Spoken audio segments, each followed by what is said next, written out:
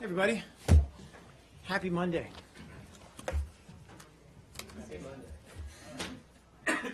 Welcome to the State Department. A couple things at the top and then I'll get to your questions. First of all, Libya. The United States expresses its deep concern over the escalation of violence between armed groups in Tripoli and calls on all the parties to immediately heed the Government of National Accord's appeal to cease fighting.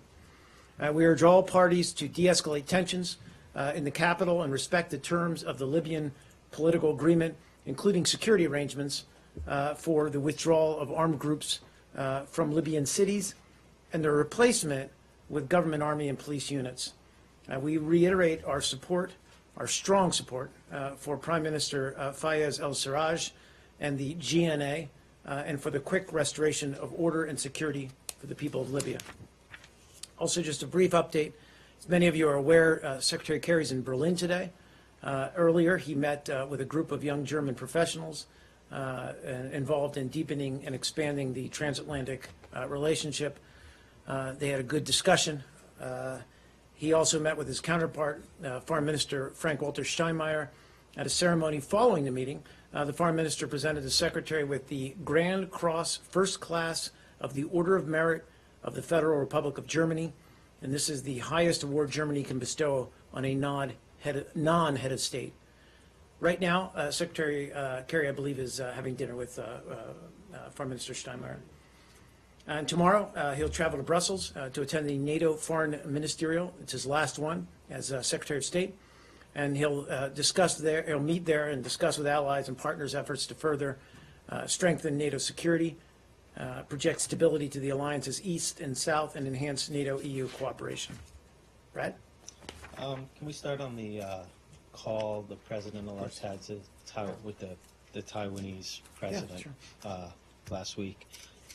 Just to go over some of the logistics, you guys were not informed beforehand that this call might happen. Is that correct? That's correct. And has there been any contact with the president-elect's or his team or anyone from the transition apparatuses since the call? Not that I'm aware of.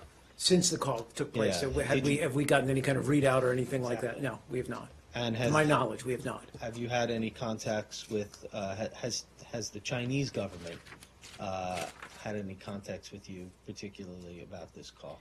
So in that regard, and I can't, it's for them, I'll let them read out what that contact entailed. But my understanding is that Chinese Vice Foreign Minister did speak with Ambassador Baucus on the issue, I believe, on Saturday. Yes.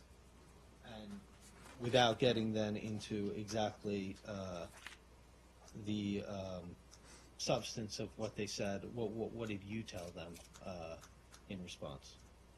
Well, I wasn't privy to the phone conversation. Certainly, what I can say is that there's no change to our longstanding policy on cross-strait issues, which, as all of you know in this room, is based on the fundamental interest in peaceful and stable cross-strait relations. And obviously, we remain firmly committed to the One China policy, and that's based on the 3 joint communiques and the Taiwan Relations Act. So, from our perspective, there's been no change in our longstanding policy with regard to Taiwan. And you're speaking on behalf of I'm speaking on behalf of the present administration. The current Yes, administration. and that is all I can do. Right. Yeah. So you don't know exactly, one, you don't know what the phone conversation between the president-elect and the Taiwanese entailed, and No. you don't know exactly what their plans are for this One China policy that you said. No, I'd have to refer you to them, obviously, to speak to it. All right, thank you. Yep, sure. Please go ahead. Sure. Yeah, Do you want to follow up on that? I'm You're going to on, go. Let's finish this and then we'll go to you. Sure. So from the State Department perspective, how will you suggest or advise the transition team for this kind of call? How would How we? will you advise or suggest the transition team? Well, broadly speaking, the Secretary spoke a little bit about this process yesterday when he was at the Saban Forum. And, you know, it is normally, and others have spoken about this as well, you know, in the past, presidents-elect, rather, excuse me, have consulted with secretaries of state or subject matter experts within the State Department before making these kinds of calls. It's not necessary. It's not mandatory. It does allow them to get perspective on policy issues by people who have been intimately involved in these issues for some period of time. And I think the Secretary made the point that that can be helpful. The Chinese Foreign Ministry characterized this incident as a petty maneuver on Taiwan's part. How would you suggest that Taiwanese president, would you encourage her to reach out more to the transition team? Look, I'm certainly not not my job to advise the president of Taiwan or how she should conduct her or their relations with other countries. All I can speak to is what our current policy is with regard to Taiwan and with regard to cross-strait relations. Our primary interest, as I just said, is in stable, peaceful cross-strait relations. And one of the ways in which we pursue this, and we've done so since, I think, 1979, is that we remain firmly committed to this policy of a one China. And as I said, that has not changed previous to or since the phone call by the president-elect. Please. This is obviously a transition period, and policies have not been articulated yet. Policy teams haven't even completely been formed. But what is your sense in terms of the impact of the call for U.S.-Chinese relations? Has it been damaging? I mean, I'd have to say, that the Chinese are probably best positioned to characterize their reaction to the phone call. No, of course. I mean, they clearly used established diplomatic channels to engage and to express their feelings about the phone call or their position on the phone call. Again, I don't want to characterize it. It's not up to us to do that. What I can say is that our response back to them has been that our policy has not changed, and it's going to remain that way, at least for the balance of this administration. Now, we cannot speak to the incoming administration and what their priorities and what their policies might be and how they might change. We just aren't able to do that at this point. And what do you see as the benefit of the policy you've had since '79? I mean, if it was changed, what would be the impact of that? Well, again, it's allowed us, I mean, there's a number of reasons, but by establishing this one China policy, it's allowed us to develop relations, frankly, closer relations with Beijing, and also to deepen our unofficial ties with Taipei. So in our estimation, it's been a productive policy to pursue, given Beijing's very serious concerns in this case. Again, it's allowed us, in a sense, to, as I say, deepen our cooperation with China on many different aspects, including economic, but certainly security and others. But also, as I said, at the same time, we're able to still pursue relations with Taipei. Mark, you said that there's been no contact whatsoever, diplomatic contact with Taiwan since 1979. Whatsoever, right? Well, we've had informal contacts. I mean, what I think I was responding to is... So how do you conduct your relations with Taiwan in this case? I mean, much as the president-elect said, you sell them arms, you do a lot of trade and all these things.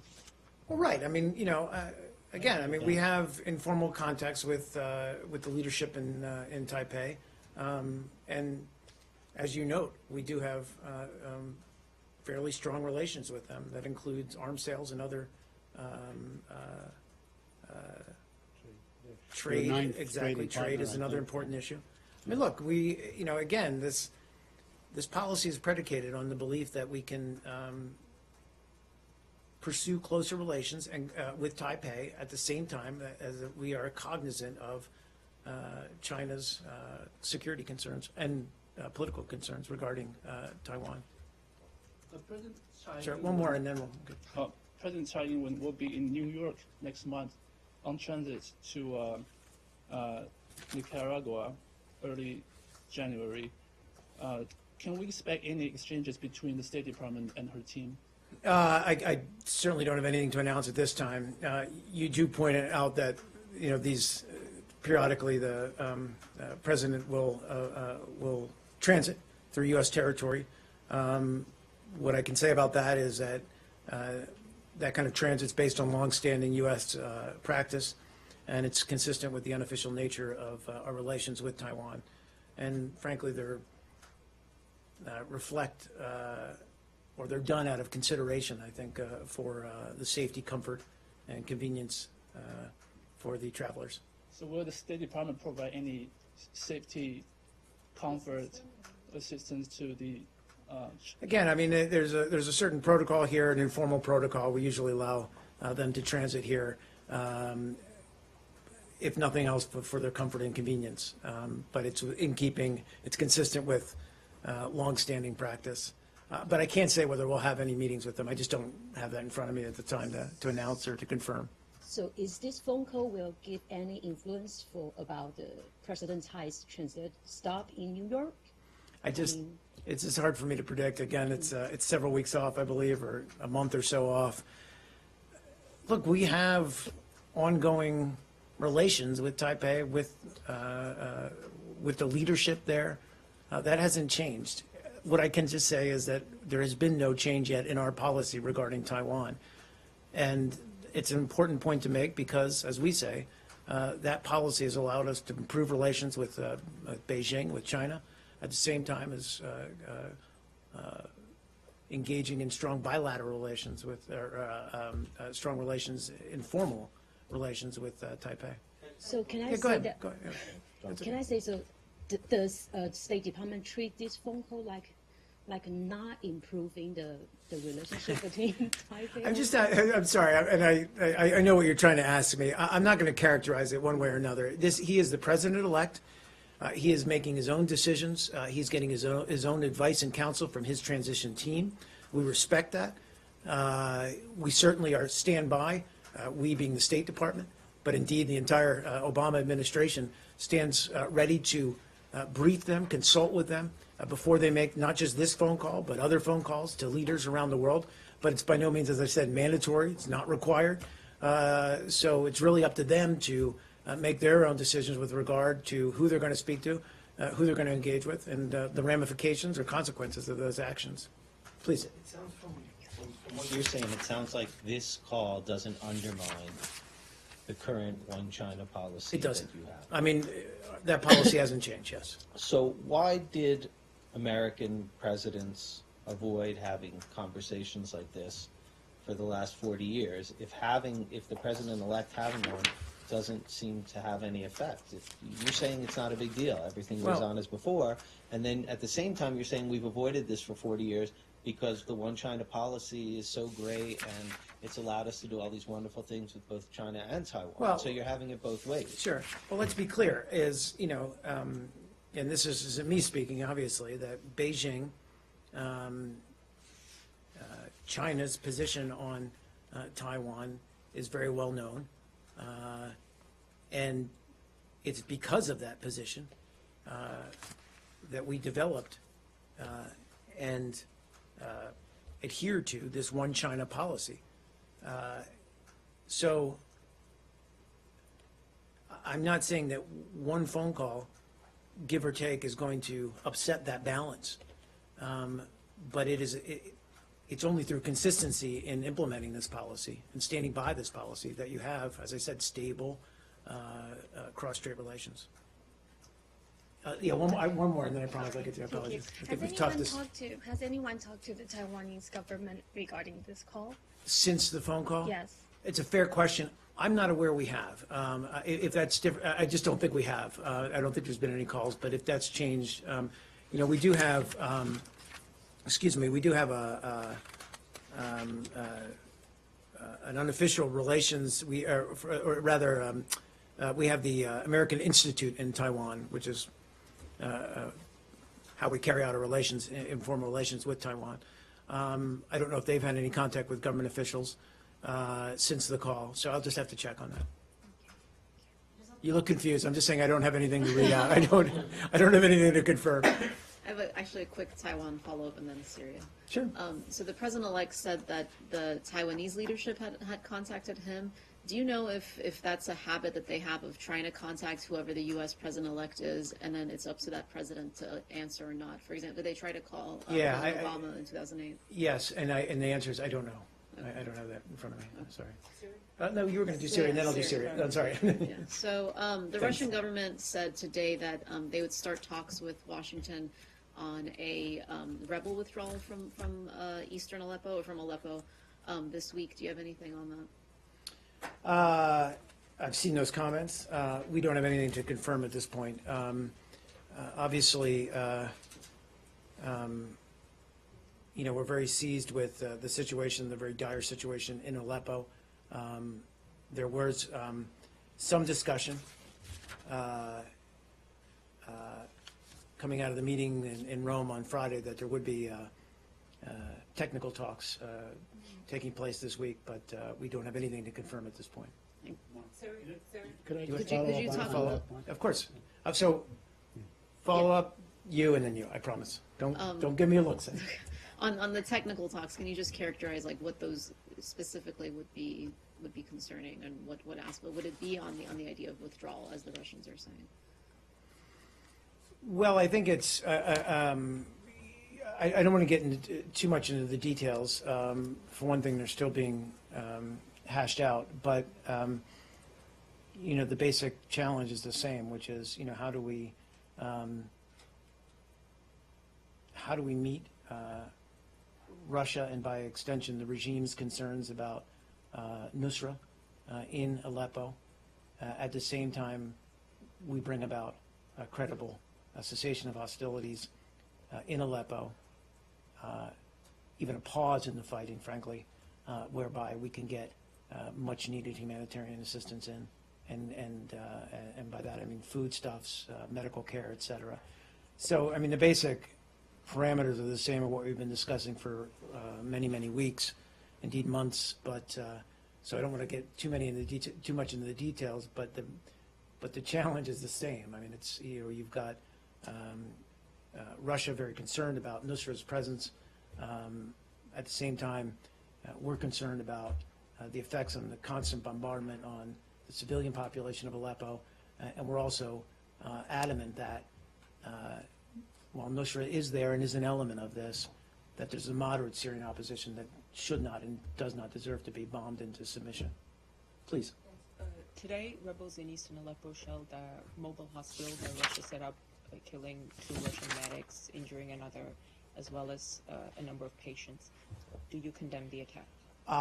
So here's what I know about that. I've seen the reports. We've not been able to confirm. It's difficult to do, obviously, given the fighting and given our lack of access to what's happening on the ground. But to answer your question, of course we condemn any attack on a hospital or healthcare facility. Would you actually have a few more? Sorry. Okay, 2 more, please.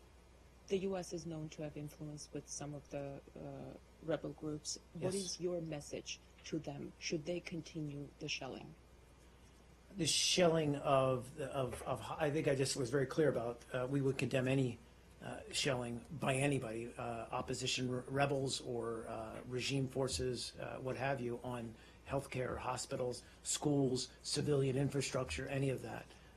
And we've been, I would hope we've been very consistent publicly as well as privately in conveying that message. Go ahead. So this is happening in the context of these talks and responding to the talks that the U.S. and Russia are having, as I understand, on the withdrawal of rebels from Aleppo. The rebels said they would not leave. What makes the U.S. think that they would, since you're having the discussions? You mean leave Aleppo? Yeah. Yeah. I mean, this is part of the dynamic that we're dealing with on the ground. Look, I mean, Can the U.S. really? sure. Let me. I'm just trying to. to. So, one of the dynamics of the siege that's been taking place on Aleppo is that as much as Russia, as much as the regime says that, oh, we need to, separate and get Nusra out and separate the opposition from Nusra, it's hard to conduct that kind of separation when you've got a civilian population, when you have these opposition forces under nearly constant barrage of bombs and assault. That's hard to do in a combat situation. It's hard to do if there was actually a ceasefire in place. Difficult enough to do, let me put it that way. When you add the fact that there's this siege taking place on Aleppo, that's a harder nut to crack, if I could put it that way. That said, we recognize that part of the getting to a solution here, and by a solution I mean an end to the violence, is finding a way to get Nusra out of the equation, to separate them, or to some way address our mutual concerns about Nusra as a terrorist organization, but also end the fighting. And that's the challenge. I don't know how to put it other way. So these are all technical talks taking place. I don't want to show too much of what we may be talking about. These are for these groups to hopefully address this week, but we don't know at this point whether those talks are going to take place. I guess Mark, my could question. I- Oh, sorry.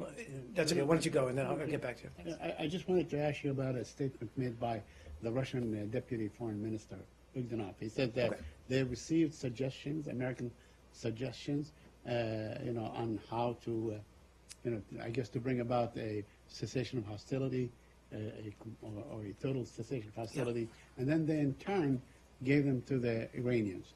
Are you aware of that? Could you shed some light on this? Could you tell us some of the points? They in that you turn may that have? we gave them, so I'm not going to, so I'm not, no, sorry, let me be very clear. I'm not going to talk about the substance of what we're looking at in terms of proposals, in terms of ways to, we're just not there yet. And you've seen that the Secretary has also been very disciplined about not talking about the substance of these talks before we've had a chance to really develop them and to reach agreement on them.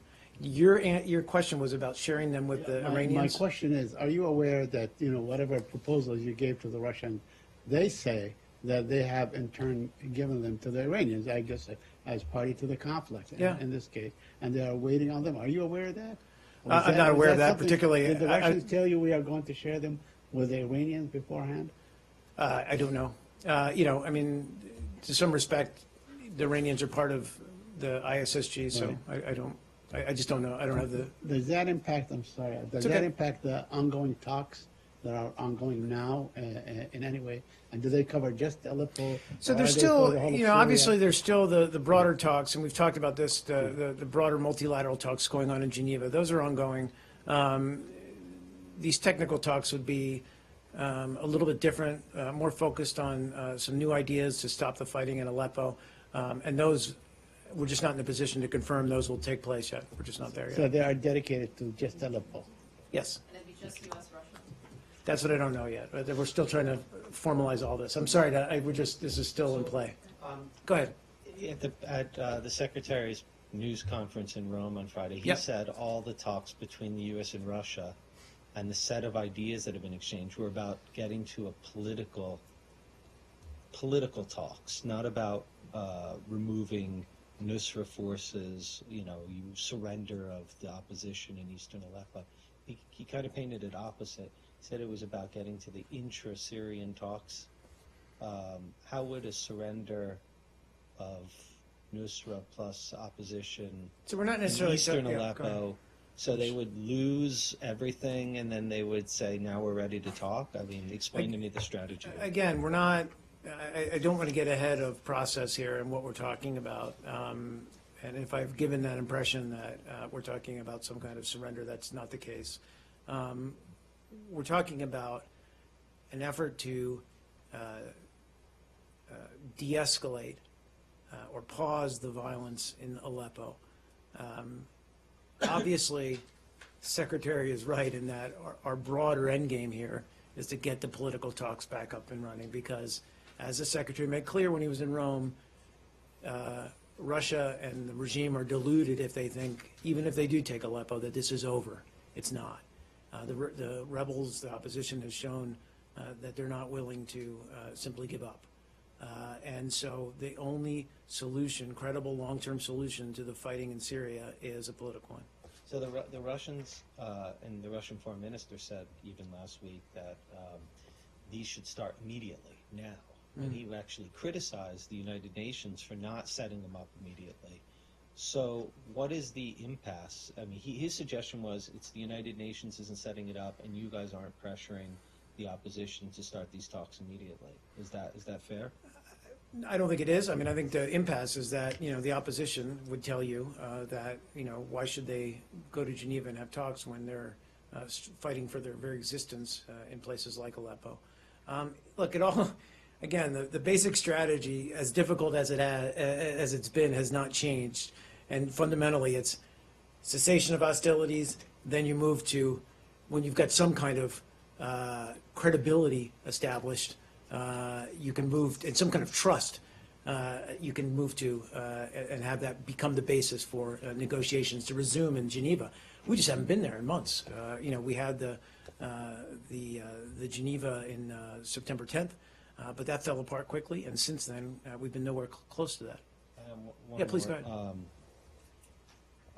Well, I'll let your assessment go, which seems like we're backwards then many months from where we were, if we're not even where we were in September. But be that as it may, I just want to ask you specifically on the Russian claim today by the Defense Ministry that you guys gave, the French and the British, may have given the coordinates of their hospital or clinic to the opposition in order for it to be bombed? We'd never do that, and it's completely false. So you never give coordinates to the Syrian opposition? We would never give coordinates to the Syrian opposition.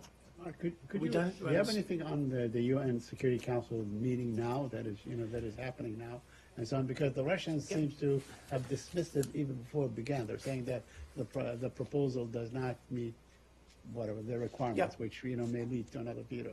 Do you have any comment on that? I don't. I know they're scheduled to meet later this afternoon, I believe. Right. Look, I mean, we've been very clear that we welcome any chance to highlight the dire situation in Aleppo and those who are suffering there. So we would welcome, and we do welcome this Security Council session. I'm not going to prejudge it or speak to where it may end up, but certainly once that session is held, we'll have more to say. Russia and China vetoed the resolution. Well, there you go. Do you have any, we'll have more to say. reaction? We will. The reason I don't want to get ahead is we'll have something more formal. I mean, I can certainly speak, off the cuff about it, but we'll have something more formal to say about it in the coming hours. Yeah, a couple of different subjects. First of all, it's been revealed that a fake U.S. embassy was shut down in Ghana. It apparently operated for 10 years. Don't say it like that. Yes. How long, when did the State Department become aware of this, is one question. And the other is this embassy, so-called embassy, had access to blank forms that were deemed authentic, issued visas, and so how many people got into the United States from these visas? All good questions. All right, there's a lot to unpack here. I'll do my best and then answer any follow-ups. So, yes, the quote-unquote fake embassy. This was a criminal fraud operation masquerading as a fake U.S. embassy in Ghana, in Accra, and it was shut down, as you know. No visa obtained, no fake visa, and let's be very clear, we're talking about counterfeit visas. That no visa that was obtained through this fraud scheme was ever used to enter the United States. What happened was that the operators of this fraud operation were able to obtain real Ghanaian passports or even foreign passports that were either lost, stolen, or somehow sold to them. A handful, and I think it was fewer than 10, of the passports seized by law enforcement contained expired U.S. visas. So they then use these expired visas to to counterfeit off of, as prototypes or whatever, as models to attempt to produce counterfeit visas. So the visas in question were not stolen from the U.S. Embassy. Again, this operation, this fake embassy, made and printed counterfeit visas using the expired visas as a blueprint. So none of the individuals, as I said, who purchased these counterfeit visas were able to use them to travel to the United States. And why is that? Because it's very, very hard to counterfeit U.S. visas these days. It's a highly secure document. It's got numerous security features designed to prevent successful counterfeiting. And so this operation failed basically because they couldn't produce. Were people nabbed coming into JFK or somewhere? Did actually anybody try to use? My understanding is that no, is that no one was actually even attempted or caught at the border. Now we're still going through some assessment of this operation, but my understanding at this point is that no one was actually stopped at the border trying to enter into the United States using one of these fraudulent visas. My understanding is that, frankly, the counterfeit visas were pretty poor quality. So it may have been the fact that these people, once they paid for them and got them, realized they weren't going to be able to use them to get into the United States. And for how long did the State Department know that this operation was going on? We only learned about this year. Even though it had been there for 10 years with a Yeah, US no, flag apparently- flying outside So, 3 days a week. Yeah, I mean, look, I mean, I don't want to, I'll refer you to the Ghanaian authorities to speak to how this operation existed for so long without it coming to their notice. You can imagine the ways in which that could happen. Yes, we can. But, we learned about it this year. And the extent of the counterfeiting and visa fraud only became apparent. I think we had an anti-fraud operation called Spartan Vanguard, and that helped, I think, bring the extent, as I said, of this to light. I think I've answered more or less all the. Did you learn about it and bring it to the Ghanaian officials' attention, or they shut it down? I believe it's that we learned about it and brought it to the Ghanaian authorities' attention. Can you just answer this? Yeah. You I'll don't try. believe that anyone ever tried to use any of these? That these people who didn't have the perceptive qualities to realize they were walking into a fake U.S. embassy and then pay that fake U.S. embassy, then were able to discern on their own that the visas didn't look good enough, and so they decided not to try. That just seems so wholly unrealistic. It cannot be possible in this universe to be true on a universal level. That nobody tried. All these people who went to a fake U.S. embassy then realized, based on the quality of the visa, that it wouldn't work and just gave up. Mark, that doesn't pass the laugh test. Well, Seriously. Look, so first of all, many of the people who engaged in this activity, I'm not talking about the people who ran the operation, but the people who tried to obtain visas, it was, they were duped. They were conned.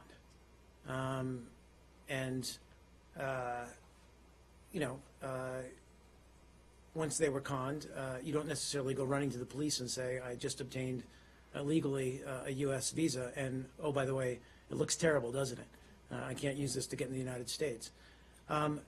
Again, I didn't say categorically that no one did it. I thought I said, to our knowledge, as of today, we do not believe that anyone actually used or was stopped at the border trying to use one of these fake visas to enter in the United States. I can't speak to, what their motivation was for not trying that, but, If you didn't stop it's anybody, not- how do you know that all of them didn't get in?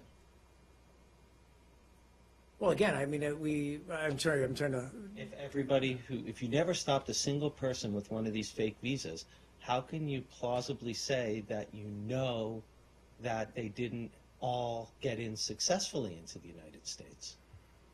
Well, look, so whenever anybody applies for a visa, we collect biometric data as part of their visa application. So when you come to the border and they look at your visa, they verify this biometric data at the port of entry. So that's right there. When in a fake visa from a Ghanaian fake embassy, you're not going to have that biometric data. It's going to send up alarms. It's going to not register. And so, as I said, to my knowledge, we've not been able to say, although we may find out, yes, there were 2 or 3 of these individuals, and we stopped them at the border. I just don't have that in front of me right now. All right. Yep. Follow on the. Sure, and then I'll get to you, Mark. So, do you have any reason to believe that there might be other operations in any other countries? Well, we're running this, as I said, I mentioned, it's got a very cool name, Spartan Vanguard or something. Yeah, Spartan Vanguard. But it's an anti-fraud operation, and that's what this is. The intent of it is to kind of sniff out and find out where these fraudulent operations are ongoing. This is a long-standing practice. It's just that now it's awfully hard to do because, as I said, of the things, the security that they're able to build into these visas. I mean, we all have it, whether it's your credit card or whatever. It's a lot harder to counterfeit that kind of stuff today. But I can't speak to say that I'm sure there's other operations ongoing, and we're going to remain vigilant and try to stop them. But are there any particular areas that you might see more of that activity? You mean regions of the world? Yeah. I don't have that. I don't know that. Yeah. Please, Mark. Mark, the House Oversight Committee has a report out here talking about what they say is the State Department taking too long and spending far too much to construct new diplomatic facilities abroad. Yep. Some very specific and big numbers in this report. Do you know what is leading to these delays, and is State upset? Sure. Margaret, a couple of points to make. One is the safety and security of U.S. personnel serving overseas is obviously at the forefront. It's our top priority and the cornerstone of all the work that the Bureaus of Diplomatic Security and overseas building operations do. I'm aware of this report. We have not yet received a copy of it.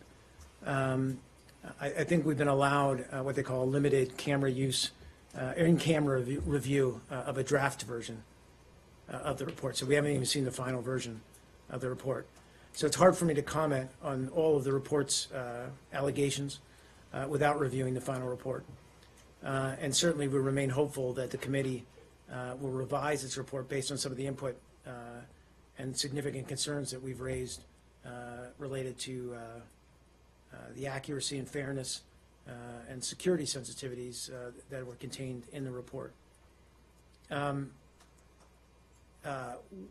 We've also requested that the committee submit its report for an interagency interagency security sensitivity review in advance of its publication to ensure that its release doesn't, the release of sensitive information in the report doesn't compromise any of our people serving abroad or any of our facilities serving abroad. So I understand your question. We want to be able to obviously address, once that report's gone public, the concerns it raises, the allegations it makes. We work really hard in this building to ensure that our embassies, our consulates, our buildings overseas are protected. Obviously, that's not easy in today's world. It requires constant updating, innovation. We do so mindful always of the price of that. But I can't speak to the contents of the report until we've received it. But to be clear, though, Of course. when you said you looked at that draft already, are you saying that there was information in that draft that should not be released to the public? So what we've asked is that they just submit this to what's called an interagency security sensitivity review. Obviously, not just State Department equities here involved here, and just so that these other agencies can review what's in the report, so that before it does go public, we can obviously address if there are any, if there is any information that's deemed sensitive. The report talks about Kabul, Jakarta, London, Mexico, significant U.S. diplomatic posts, and saying that while there are questions of security, it's specifically the amount of taxpayer money that Congress is concerned about. I mean, do you have any kind of timeline as to when these embassies will be both secure and finished? And what's leading to these delays? Well, I could certainly, again, it would have to be on a case-by-case basis, try to get back to you with information about where we're at and the status of each of these projects. But this is hard, and as I said, with any construction project, not just U.S. embassies abroad, there's always inevitably some delays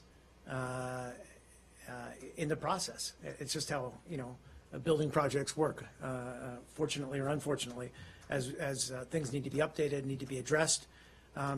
All I can say is that, our Diplomatic Security Bureau and our Overseas Buildings Operations Bureau and our Management Bureau work hand in hand to ensure that safety is first and foremost for Americans living overseas. And also, of course, we look at the bottom line and what this costs the taxpayer.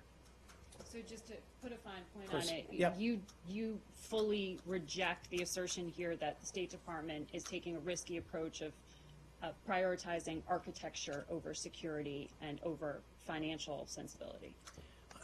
That we take a risky approach in what prioritizing? Prioritizing the way an embassy looks over just how much it costs or how secure it is. I would, again, not having seen the report myself, security first and foremost. Functionality of an embassy is also important. This is the face of the U.S. Government overseas, and that's important as well, is how it presents American ideals and America to another country.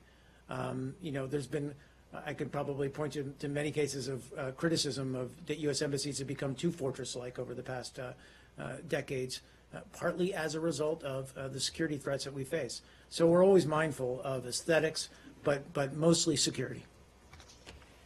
Can we go to the Palestinian-Israeli issue? We can go to the Palestinian. Okay, and the Secretary's remarks yesterday.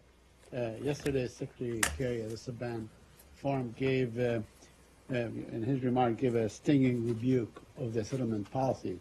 But he also refrained from committing to a veto at the United Nations, if a resolution on settlements will be forthcoming, only saying that if it is biased, unfair resolution calculated to delegitimize Israel, only then would they veto it. Is that a departure from, let's say, past American policy? I think so, Saeed. I mean, we've said that before. I've said it before. I know John said it before. And it's consistent with always what's been our approach. We also often will make the point as well is we don't believe that multilateral settings are necessarily the best way to pursue what we believe is the ultimate goal here, which is a two-state solution. That's up to the parties. And we've said it before, whether it's when UN Security Council or elsewhere, that we oppose any resolutions that seek to delegitimize or are biased against Israel, and that remains the case. I just have a couple of course, follow-ups on that. yeah. But earlier in the day, Prime Minister Netanyahu, to the same forum, basically said, "Look, we will continue with settlement. It doesn't matter who is in power, whether it's Obama or Trump or anyone. We will continue with this policy." So, obviously, they are not heeding your call on cessation of settlements. In this, in this case, why not? What would be sort of contrary to U.S. principles and so on the issue of settlement by going to the United Nations? Why would that stand against your position, your principal position against settlements? If you're unable to persuade the Israelis, on your own, why not do it in an international forum? Well, again, first of all, there's been no decisions made either way about any kind of step that may or may not be taken at the UN or elsewhere. I was there yesterday at the event. Secretary spoke, I think, very frankly about and out of friendship. And he talked about some of the challenges. I mean, he got the same question that you just posed, which is, Israel doesn't seem to listen. And he acknowledged that on this case of settlements, they often don't listen. But that doesn't make our message any less relevant. And I think, the Secretary's abiding point yesterday was you can't have, and he was also, by the way, very quick to recognize this is not all on Israel. And frankly, settlements aren't the only impediment to a two-state solution. That the Palestinians need to take steps. He said settlements were not the cause of the conflict. Exactly. It was It's not the cause of the conflict. But he said that as you look at the reality of settlements and the reality that they're creating on the ground, it's hard to imagine how you can get to a two-state solution. That was a very frank message to the Israeli government, to Prime Minister Netanyahu, and it's been a message we've been trying to convey to them. But ultimately, as we've said many times before, the U.S. can only try to play a mediating role to get the two sides or the two parties back to the negotiating table. We can't force them, and they've got to both do it. And that's true for Israel. It's true for the Palestinians. He also warned, against a vote that might take place today. Maybe it has taken place already in the Knesset on legalizing, a sort of. Talking about the legalization bill, yeah. Right, yeah. right, yeah, the legalization Yeah. bill. Did he follow his warning with any kind of a conversation with anyone in the Israeli government? Be it the Prime Minister of Israel. He said he spoke with him like 375 times. So did he speak with him on this issue? I'm not sure that there was no, I don't believe there was a conversation after that event yesterday. But I'm sure his remarks were closely followed by those in the Israeli government yesterday. On the legalization bill, we understand that there is a plan to vote on it tonight. We also understand there may have been some changes to the bill, so I defer you to the Israelis for more information. I don't have what those changes might be. Steve? We've had what appears to be the first real democratic transition in Central Asia with the election in Uzbekistan yesterday. But the OSCE Human Rights Office says the campaign was, quote, devoid of genuine competition, and that the media covering the election was in a highly restrictive and controlled environment, and the state-defined narrative did not provide voters the opportunity to hear alternative viewpoints. How does the State Department assess this election?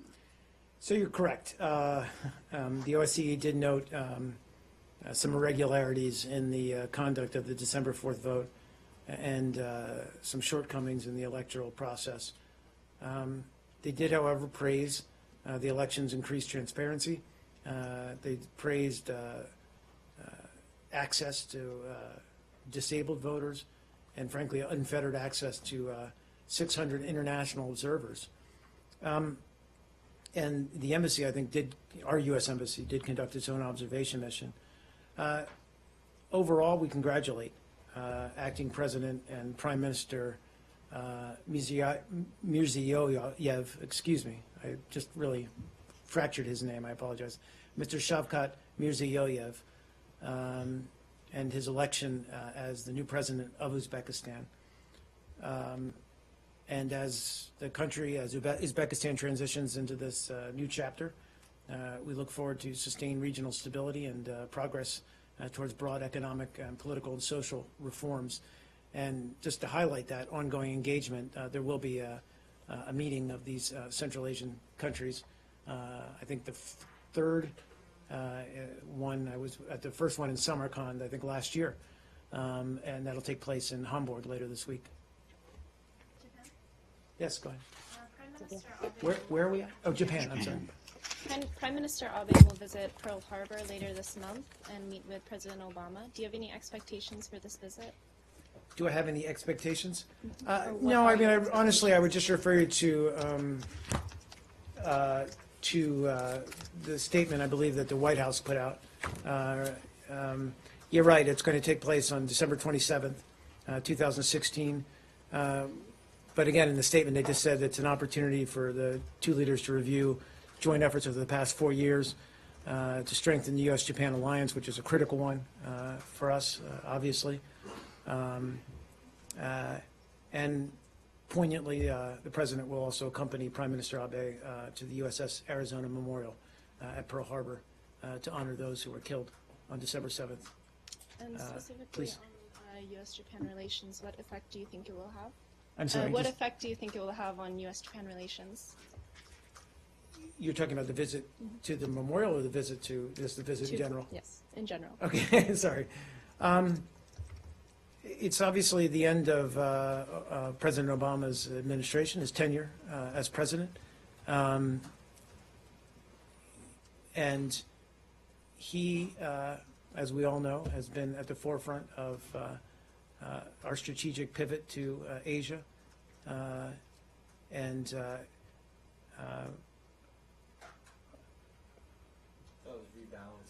rebalancing, yes. Thank you. I'm using first-term language here, I apologize. Rebalancing to Asia. And I think it's going to be a chance for them to take stock of what was accomplished, but also look to the future.